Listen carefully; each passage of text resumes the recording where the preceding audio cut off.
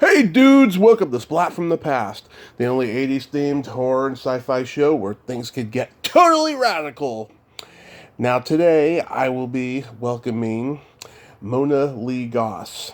Mona, she played Mrs. Goosefoot in the 1986 TV Movie of the Week adaptation of Babes in Toyland, alongside two other guests of mine, Jill Sholin and Googie Gress, and of course, Drew Barrymore, Pat Morita, Eileen Brennan, Richard Mulligan, and Keanu Reeves. And then she disappeared for like 20 years or so, and then in the last decade or so she's been doing on-camera stuff again. I'm going to find out why, unless we know how inaccurate IMDb can be. Maybe they didn't put all her credits on. We'll see. But it's going to be great to have her on the show today. I've had some chats with her. She's a great lady. So yeah, here is my interview with Mona Lee Goss. Hello. Hey Mona, welcome to the show. How are you today? I am terrific. How are you, Tommy? I'm pretty good, pretty good. It's a nice little sunny day, a little bit of wind. Well, here in Kansas, it's also sunny, but probably a lot colder. Yeah, I can imagine. This is such a great honor. Thank you for taking the time today. Well, I feel honored to be a part of your show. Thank you so much. My pleasure, my pleasure. So, going back in time, did you gravitate? A long time ago. Yeah. Did you gravitate toward acting early on in your childhood? Absolutely. I was always a ham. I would perform wherever I could. And I remember being at a PTA show where I performed 5'2", Eyes of Blue, and I was elated, and I've had the bug early on in life. Mm-hmm. Did you do a lot of school plays and community theater? Well, not so many school plays. We moved from Lansing to Leavenworth, and there wasn't a lot of opportunity in Leavenworth, Kansas at the time to participate in plays. I was in drama all through high school, and but afterwards I veered off and started a family and married a military man. Mm-hmm. And Wow. took off for different places around the world. Oh, that's wonderful. Yeah, you're in good company. Some great people in the acting world came from Kansas, like Dennis Hopper and Dee Wallace. Absolutely. Mm-hmm. And also we have a few from Kansas City as well, which we, Stone Street, I think. Stone Street? Anyway, there are a few popular current actors that are also from Kansas City. Oh, yeah. We have a lot of talent here, believe it or not. I believe it. There's talent in so many places. And nowadays, people have more opportunities to participate no matter where they come from. Mm-hmm. I know, that's the wonderful part about it. When, we're not on lockdown. Exactly. So, did you study acting in college? I did. I studied to be an elementary school teacher, and I minored in drama, and wherever I could, I would participate in community theater. When we moved overseas, my husband being in the military, and landed in Munich, I taught as a business teacher in Augsburg, and I taught 6th, 7th, and 8th. Mm-hmm. So I participated in the community theater there and was in a number of plays. Thank goodness they took a chance on me. But that's where I heard about Clive Donner, who was auditioning. He was a director who was auditioning for extra parts in the film Babes in Toyland. Yes. So that's how you got cast from doing theater in Kansas? Well, theater in Munich, Germany. Oh, I'm sorry. Munich, Germany. That's, oh my God, that's amazing. I mean, watching the movie, I mean, Germany looks like it was just so beautiful back then. Germany is a beautiful country, and I'm so happy that my family and I got a chance to live there and experience the beauty of Germany. But it was an opportunity. They have a famous film studio there called Bavarian Film Studio. Right. And I guess it was an international crew that participated. I'm not sure why they chose Germany to come to, but I'm certainly happy that they did. hmm Well, you know, Willy Wonka and the Chocolate Factory was shot in Germany, and I think that could be a reason why, because it's such a beautiful country and it's got this mythic, magical element about it. Well, like I said, the Bavarian Film Studio was quite well known in Europe, and it was a large studio able to accommodate the extensive crew that they had on the film. Or I should say well, it's a movie, even though it's made for TV. Yeah. Did you love the Disney movie growing up? Yes, I got to see all the classics in their original form. So if I only kept the VHSs, then I would be a rich lady. Yeah, I collect VHSs. I still get VCRs, you know, off the internet whenever I can and stuff. And I got this new one last Christmas, and hope it lasts me a while. The old one I had lasted me 17 years almost. Well, they were good products made back then. Yes, they sure were. So yeah, I was 3 years old when this premiered on NBC, and I remember it so well. I just thought that, you know, by today's standards, it still holds up with just, you know, the stage and set design. You know, it's just got this magic to it that lasts today. Yes, and who knew about the careers of some of the participants, how they would take off? Well, it had Keanu Reeves, of course, and now he's being listed as one of the greatest actors in the New York Times top 25 of all time. But you wouldn't have convinced me of that at the time. I thought he was kind of like a blowhard. Yeah. So, and then we had 10-year-old Drew Barrymore, who was the sweetest gal, and she was nice to everyone. Yeah. And then there was Pat Morita from Karate Kid. Right. And also Eileen Brennan. I shared a makeup room with her as we would get ready to go on set. How was that? I heard she could be pretty tough. She was the sweetest, nicest lady. I was really shocked because, like you said, there was a certain reputation there. Yeah. But I soon learned that in Hollywood, it pays to be nice. It sure does. I have to agree. And the reason is that, you know, folks work together for many weeks and months, and if you're not nice, then you don't get much work. Oh, and sometimes it's the opposite, especially if that person is making the studio lots of money. Well,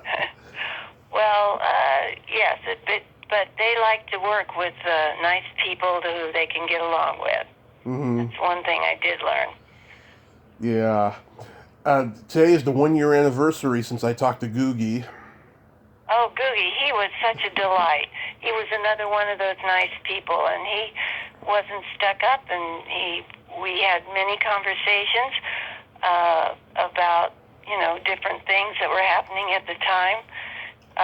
And, of course, even though I was teaching school, I was very interested in pursuing acting as much as I could. So I was like a sponge trying to absorb all the knowledge I could in hope of one day, you know, doing more in the business. Mm-hmm. Yeah, he was going to an audition. We were talking in his car for almost an hour because the LA traffic is just insane, and he. Worst in the world, and I can testify to that. Oh, no, I've been there. I know. It's pretty bad, yeah. And so we were just talking in his car the whole hour and stuff. Usually I can't stand that, because sometimes there's noise in the background and stuff. But no, we had a pretty good talk, and I can't believe it's been a year already. Wow. Well, I'm sure the prices have gone up and the traffic has gotten worse. I had the opportunity after I returned from Europe. We lived in Virginia, Washington, D.C. area for a while, and then I was able to transfer through my job Hmm. to Los Angeles. And from there, I spent quite a few years trying to make it in the business, as they say. I'm going to ask about that. We'll get to that. But how about Jill Sholin? I love her. Also, one of the nicest people, very sweet, very, helpful. So, and whatever you wanted or had a question, she always had time for you, which I very much appreciated. Yeah, I did two podcast interviews with her last year. The first one was over 2 hours and 25 minutes. I didn't expect to be talking to her that long, but she absolutely loved me, and she asked me about my life and stuff. We went very deep in that interview. It was just wonderful. It's one of my favorites. And then the second time, um, I was telling her more about my journey. I've suffered from a car accident 5 years ago, and I've been recovering. I'm sorry. Yeah, that's the best thing that ever happened to me, because otherwise I wouldn't be talking to you right now. Well, of that I'm thankful for. Not that you had an accident, but I'm glad that you looked me up. Oh, my pleasure. Yeah, it's funny. The last few years, I tried getting in touch with you, Jill, and Googie, and eventually I've gotten you all. And I was trying to do that in the first year because I started doing this in 2017, and it took a while. Yeah, I am really surprised that you were able to track us all down. But again, I'm very happy to be able to be speaking with you, and hopefully some of my friends are listening in. Yeah, I hope so too. Yeah. How about working with Richard Mulligan?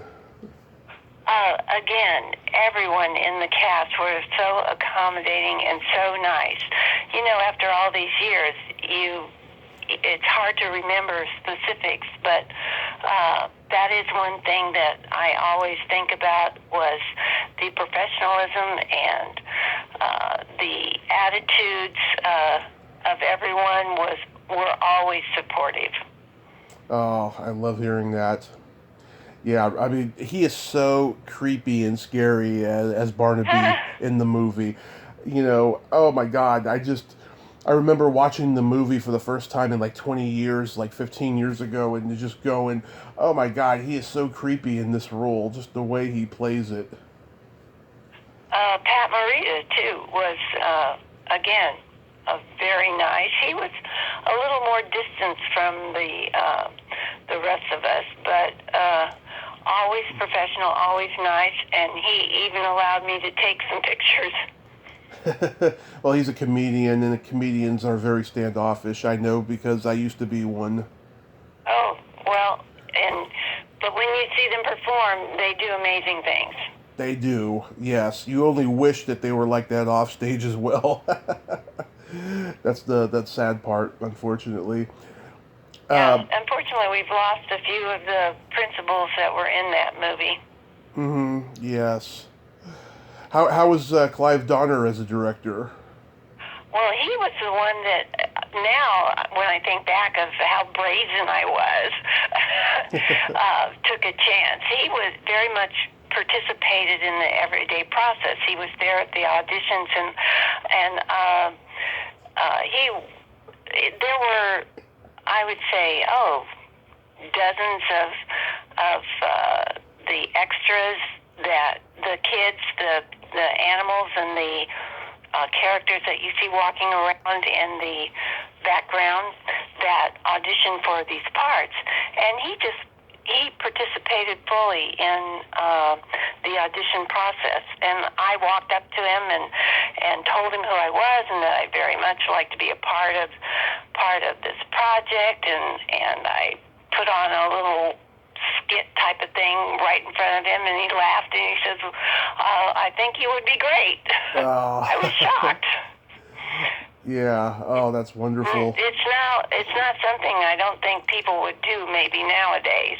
No. It's weird how it is nowadays, but back then it was amazing the way people got hired. There wasn't so much corporate decisions like there is now. Well, having been after that in many audition rooms, I was very lucky to not only get a chance to meet him and talk with him, but to, I guess you would say, perform for him on the spot. So anyone listening out there, always be ready, because you never know when the opportunity arises. Yeah. How long were you there for? My family and I were in Munich a total of 5 years. And that's in addition to 2 other times we lived in Germany. So we lived in Germany a total of 11 years. Wow. I actually meant, though, like on set, how long were you there for? Well, on set, it was during the summer, I think 3 to 5 weeks, if I'm not mistaken. So it was quite a lengthy time, and it was perfect for the extras and myself because it came in the summer between, the school years. Yeah, because it's a 3-hour movie that originally aired. I have the 96-minute version on VHS. I found it at this Jewish center that we have over here. They have like a gift shop with VHS tapes, and I found it. And it's very fast paced, and it's not as coherent or as cohesive as the 3-hour version. But you can watch the 3-hour version on YouTube with the original commercials. Oh, I was not aware of that. Someone did ask me that I contacted regarding our interview if it was still available. Yeah, I think that's the only way it's available. I don't think it's on Blu-ray or anything like that. It should be, well, though. I have a VHS shorter edition. Yeah, that's probably the one that I have. Do you ever get recognized for it today? Well, I was kind of dressed up differently and disguised, but it is on my resume, and of course it was a long time ago, so I do get it acknowledged, especially when I substitute teach now, especially when I substitute in drama, and I tell them, "Oh, I was in Babes in Toyland," and their ears perk up. That's wonderful. Yeah, I mean, of course, the kids are gonna know it because, it's children's entertainment that's lasted forever. And they do air it on TV every once in a while. Yes, they play it on like the Hallmark Channel or something. That's when I saw it again 15 years ago. So after that experience, is that when you went to Los Angeles? Well, when we came back to the States, we moved to the Virginia, Washington, D.C. area. I got a job working at the Pentagon, but I still did not give up on my acting roots. I was in a world premiere play called The Virgins in a theater in Washington, D.C. It was close to New York, so I took a couple of acting classes in New York, had my headshots done there, and continued to do what I could in the acting field. But again, it was a bit more limited. Everyone tells you, you got to go to L.A., you got to go to L.A. So then at that point, my kids were grown. My daughter, Brooke, was graduated from VCU, and our two boys were on their own, living on their own. So when the opportunity came to transfer to Los Angeles, I put in for it, and I got the job. Mm-hmm. Yeah. And I moved to the big city of LA. Yeah. By the time you got there, it was probably just changing, right? What do you mean? It's just changing? It was changing. It was getting harder for people of a certain age to get cast. Well, that's always been the case, I believe. I think it's worse now. I had high hopes that I could make a transition, but Hollywood is known for gearing themselves to the younger generation. But I think I was fairly successful at getting auditions and jobs and getting to know the business. I fortunately landed in a great acting studio, Aaron Spicer Acting Studio. I've heard of it, yeah. Yeah, and he, at the time, was the coach for a person that you might know called Jennifer Lopez. Yes. And also Will Smith.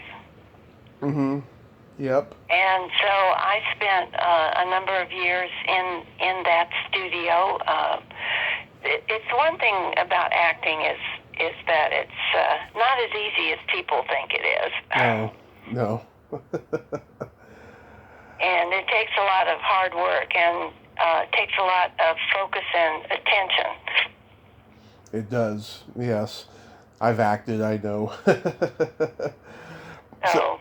But it was as much an exploration of yourself as it was the job of acting. You need to get to know yourself in order to portray your characters, and that's one thing Aaron always taught. Mm-hmm.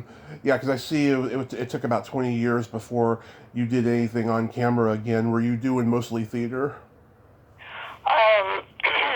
When you say, well, I'm not sure about, I don't know the number of years. I gravitated towards film, so I would do commercials, film shorts, student shorts, and just, there's also things like industrial videos that you can participate in, as well as student projects, particularly in Los Angeles. You have some large, University of Southern California being one that has a big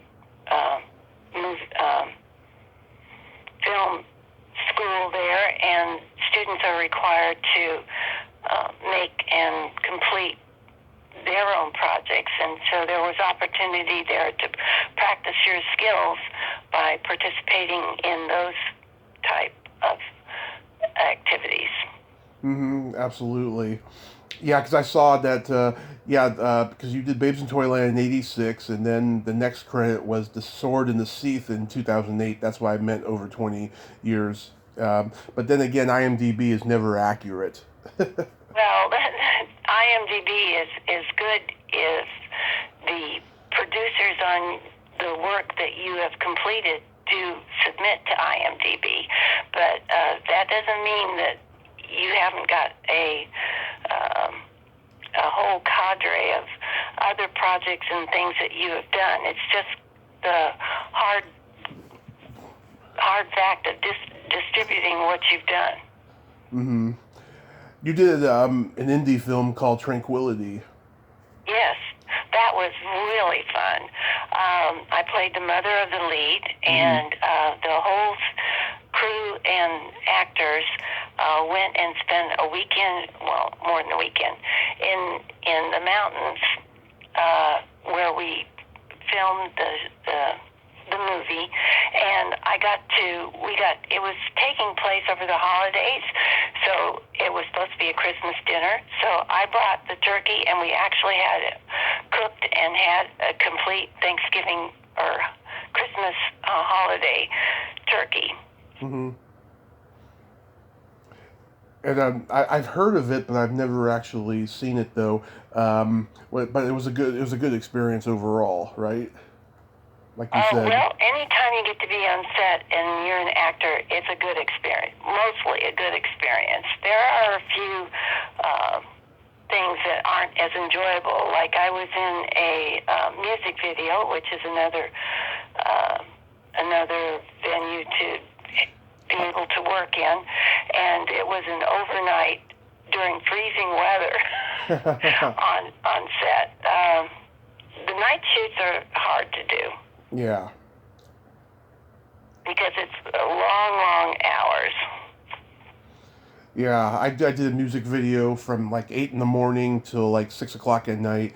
We had like 25 boxes of pizzas on set. We got to take pizza home. It was great. Yeah, if you like pizza. Oh yes, I'm a big pizza guy. I'm half Italian, so I gotta be. Yeah, well, after the third time having pizza for your scheduled meal, it can get a little old. Not for me. I love being half Italian in that regard. Now that's another of the quirks about doing film work and doing extra work. I did a lot of extra work on. I can't tell you how many shows. Yeah. The problem with your resume is that you don't put in commercials usually, and you don't put in extra work that you've done. Yeah. But that can be the bulk of your experience. I was on Grey's Anatomy. I was on High School Musical. I sometimes get calls from people that see my commercials like running at midnight. Yeah. What kind of commercials did you do? Well, I did one for a frying pan that I can't even think of the name of it. People came to my apartment. I lived in Hollywood, right down the street from the Hollywood sign. Yeah. The whole time I was there, and this was thermal cooker, and my pay for doing this commercial was I got to keep the skillet. Really? But it played for over 5 years all over the country. I probably saw it. Yeah. Again, there's a difference between if you are a non-union actor and a union actor. If you are a union actor, then you get perks and usually continued financial credit for your work that you've done. But if you are a non-union actor, then once you get paid or once you get credit for doing your work, usually it belongs to the producer and they can use it forever. Yeah. I heard commercials used to pay a lot more back in the day. I did a mattress commercial where I had to swim, where it was related to, I don't remember now, but that I was paid a lot more as a non-union worker. But then again, after the certain time period of, say, 3 years, it belonged to them, and they could continue to play it as often as they wanted without further paying. That's awful. Did you do a movie recently called Desperate Cowboys? Desperate Cowboys. I didn't act in that movie. I was a production coordinator. Yeah. And that was very fun. That was my first time not playing a part in a movie, but being below the line. Yeah. Below the line means that you are part of the crew, not the acting cast. And that was a lot of work, but very gratifying because, again, being in Kansas, I don't have as many projects that I'm able to do as or opportunities like when I was in Hollywood. Yeah. So what exactly does a production coordinator do? Well, I did just a little bit of everything. I what I did was I took the script and broke it down into which to how many scenes were in the movie and how many different locations and what scenes would be shot on what day. Is this making sense? Yeah, I get it. So, for example, if we were at a person's house, we had to film all the parts of the movie that took place in that house over a certain time period. So, say we had the house for 3 days, and we had to make sure and complete every scene that involved that house in the 3 days we were located there. Wow. So that means the end of the movie might be filmed on the first day of shooting and the beginning of the movie on the last day of shooting, depending upon the location. And how did you get this job if you weren't acting? Well, I auditioned for an acting part in the movie. I didn't get it, but I told the director that if he needed any other help, that I would work in that capacity. And so he liked what I did, and he also used me on the second film, which is called Bet on Ben. That's in post-production now. Nice. So you mentioned before that you substitute teach. What else are you doing these days? Well, I substitute teach, of course, and then I am assisting my friend and Judy Pino in California by setting up a website for her to market her specialized paint.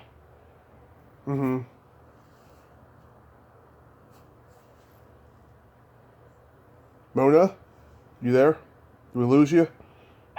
Just for a second there. Okay. Yep, and I don't know, the teaching and keeping up with the family and the house and so forth keeps me pretty busy. Oh, that's so wonderful. You're blessed during this crazy time.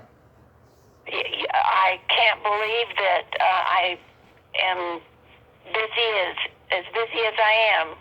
Yeah. With everything going on, but yeah, unfortunately, that's the case for a lot of people, that they're having to stay home and take care of things that they could also say, oh, I don't have time because I have to go to work. Did you ever audition for anything that became super iconic? Super what? Iconic. Oh, wow. That's a hard one, Tommy. I find it out all the time that people audition for iconic stuff. Yeah, well,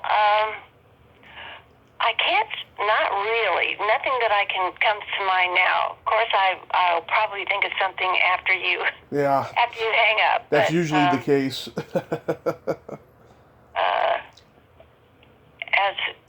Because I was an older person just getting into it, I think that my opportunities to maybe do those type of roles were a bit limited. Yeah, I interviewed an actress last year who's older. She's probably almost close to 80 now. She made her first movie when she was almost 50, and she moved right out to Los Angeles after being in Chicago doing local casting. And it was tough. I mean, she did get work, for a solid decade or so, and then she became a manager, and she's very happy doing that. Yes, well, the opportunities definitely shrink as you get older, but then again, there's where those iconic roles come in. I mean, you have to if you age a certain way, for example, I could probably do a lot of drug commercials on TV, but I don't have flowing silver hair. So, in the business, it's kind of like who you know and what you look like, and mostly it's who you know. So, and plus, of course, what you look like, and then comes your ability to act. So, which you need to, if you wish to pursue it, you have to keep working on throughout, because it's easy to get rusty and to forget some of those vitals that you learn in acting class. I don't envy the people who are trying to make it in the business today, especially after this past year. Oh yeah, I'm just so worried about it and stuff. There's so much stuff I wanted to do. I was going to make my own pilot for my own horror hosting show this year. Tried to do it last year and it fell through. And hopefully I can get to do it next year. I really want to do it. I love doing this podcast. I've done close to 2,000 now, but it's not all I want to do. Well, that's on the one hand. On the other hand, there's more opportunity out there than ever before to create new projects, and there is more opportunities and venues that will take things you shot on your iPhone, or I'm not going to do that. Videos that you create at home. I mean, it's amazing. And back when I first started out in Hollywood, those things weren't available to you. I mean, I saw the transition of moving from casting where you had to mail in your headshots and a resume to online casting, and now it's most of the auditions are held online.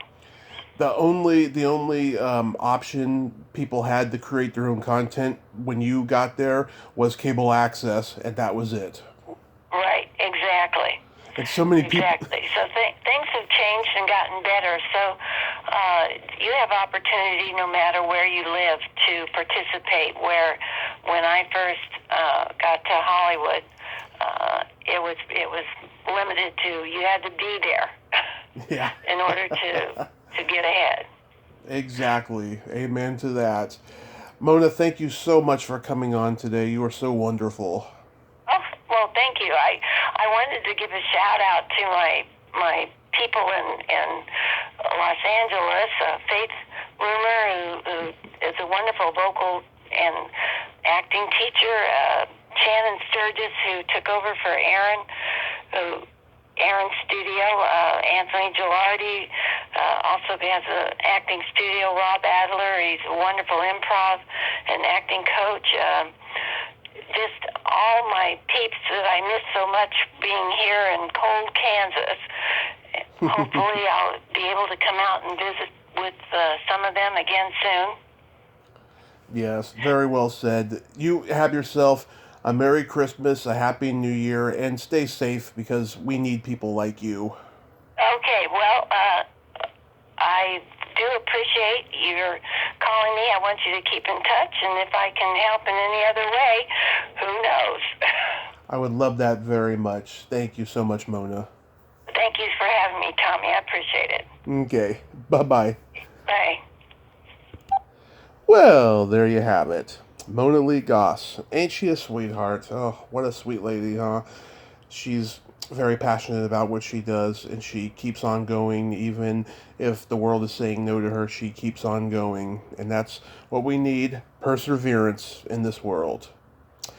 Well, until next time, this is Tommy Throwback Kovac saying there's no shame in living in the past, because the present sucks. Later, dudes.